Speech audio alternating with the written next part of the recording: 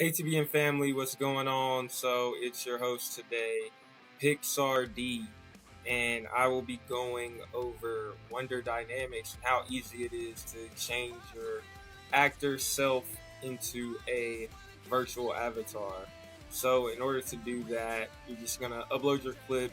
They're gonna have an edit task menu. You're going to scan. It's gonna ask you to scan for actors. Once you do that, you're gonna scroll over to the right, pick your actor. They have plenty of actors to choose from and, a few new ones that will be implemented. Drag it over, select your individual, and then if you have more than one person in the scene, again, you just drag it, pull it over, drop it, then you'll be good to go.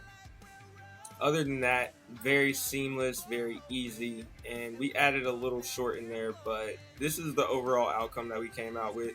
Let us know what you think. We think the music video was cool with our own little touch. Check it out.